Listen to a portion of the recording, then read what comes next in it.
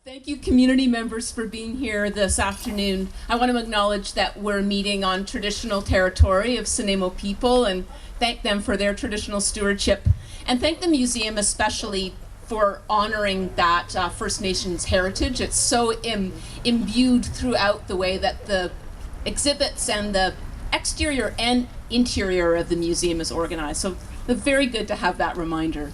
And this exhibit especially such a reminder of the ecology of the region that we rest on, the beautiful intertidal display that you're going to see when you first come inside, and the maritime history that has so shaped our community and our economy. It's really important, and I so thank and honor the volunteers from the museum for reminding us of the foundation on which this community settled. Sometimes we forget that we did have light industry on the island. We forget about all the wharfs and the shipbuilding that happened here, the commercial fishing. And we really look forward to a time that some of that can rebound. As your representative, I was able to go to Norway last year and so inspired.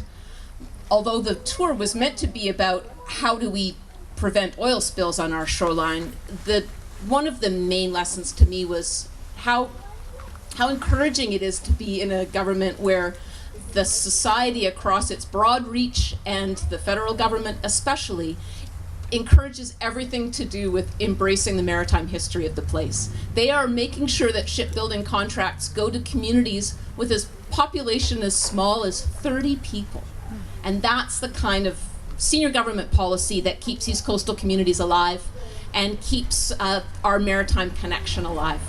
So thanks so much to the volunteers that are keeping that here. We've got right now senior governments that are not encouraging coastal shipbuilding. They're not encouraging museum funding. We have got an erosion of a lot of elements of our archives, of our history, our coming from the community. What really is important to us now? What do we need to remember? And it's totally volunteers that are keeping that alive. So with enormous thanks to the volunteers and the donors to this community, to this museum, and the exhibit that we're about to enjoy today, I congratulate you on your opening and thank you enormously for your work.